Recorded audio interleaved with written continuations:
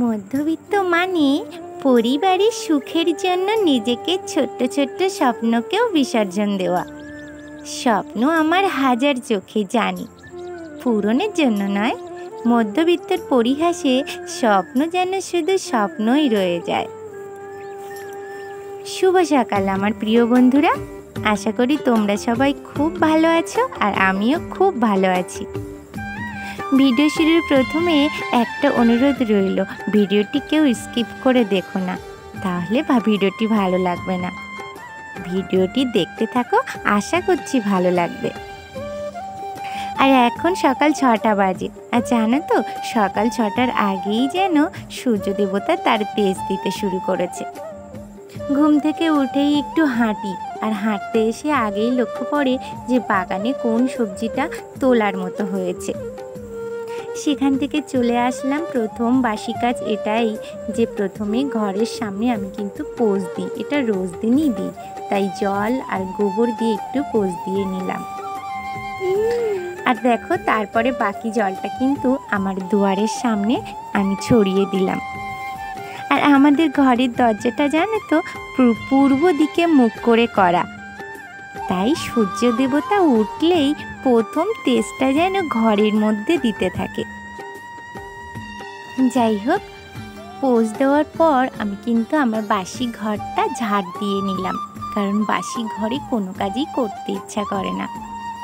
তারপর দেখো বাসনের সব ঝাঁপ নিয়ে চলে এসেছি বাসন মাজতে।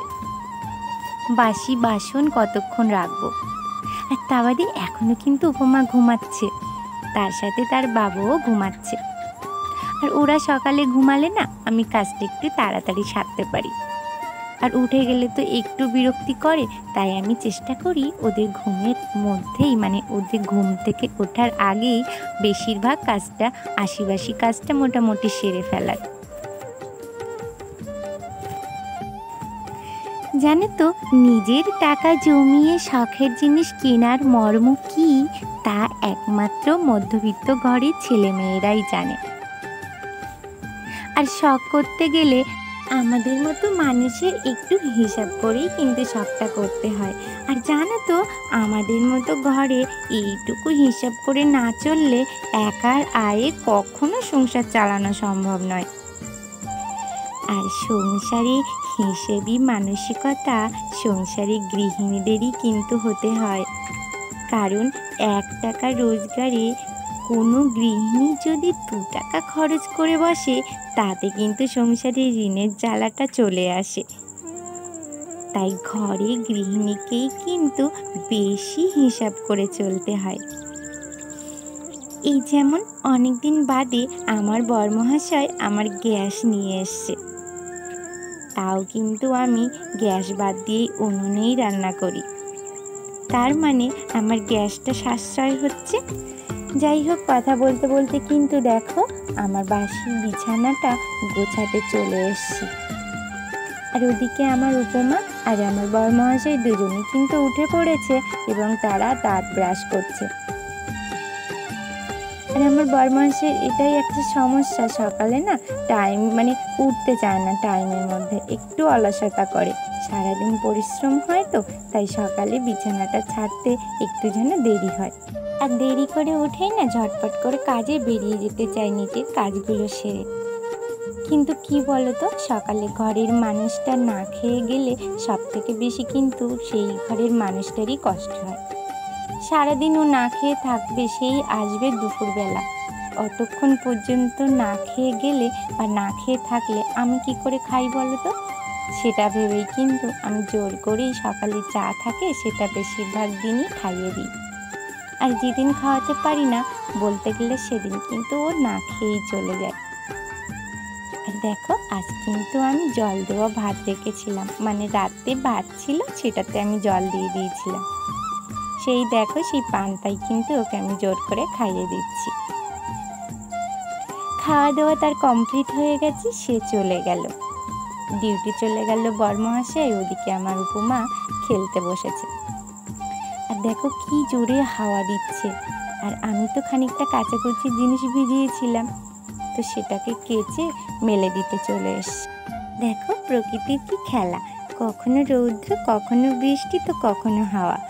এখন কিন্তু রৌদ্র আছে, কিন্তু দেখো কি জোরে হাওয়া দিচ্ছে।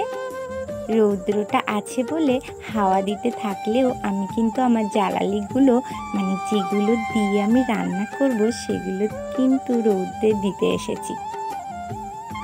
রান্না করার আগে কিছু সময় রৌদ্রে রাখলে না সত্যি খুব সুন্দর উনুনটা জ্বালানো যায়। সেই জন্য কিন্তু পাতাগুলো সব ছাড়িয়ে নিলাম, কারণ উনুন জ্বালানোর প্রথম মুহূর্তে এই পাতাগুলো দিলে খুব সুন্দর উনুন জ্বলে যায়। রৌদ্রের তেজটা কিন্তু ভালোই আছে, তার সাথে প্রচণ্ড হাওয়া দিচ্ছে। যাই হোক, আমার কিন্তু জ্বালানি রৌদ্র দিয়ে স্নান করে নিয়েছিলাম, ঠাকুর পূজা দিতে যাচ্ছিলাম, আর অমনি বৃষ্টি চলে আসলো। সেই জন্য ভিজে জামা কাপড়গুলো আগে তুলে নিলাম। আর ওই যে রান্না করবো বলে জ্বালানিগুলোও আমি তুলে নিয়েছিলাম। আর এখন দেখো সব জিনিসপত্র নিয়ে চলে যাচ্ছি কোথায়? আমার ছোট্ট রান্নাঘরে, কারণ দুপুরের রান্নাটা তো করতে হবে, সেই জন্য।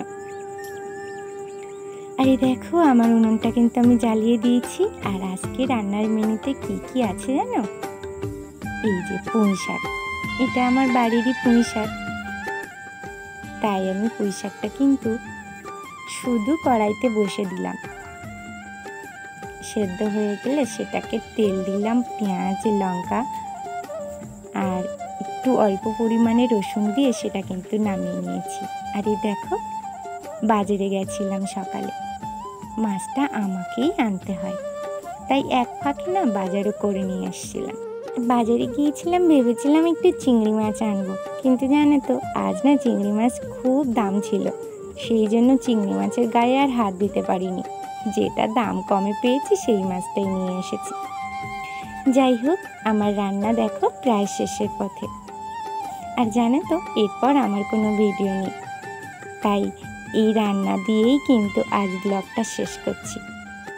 তো তোমরা সবাই ভালো থেকো, আর আমার রান্নাটা কেমন লাগলো কমেন্ট করে জানাতে ভুলো না।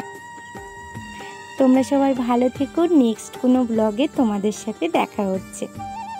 তো চলো, টাটা।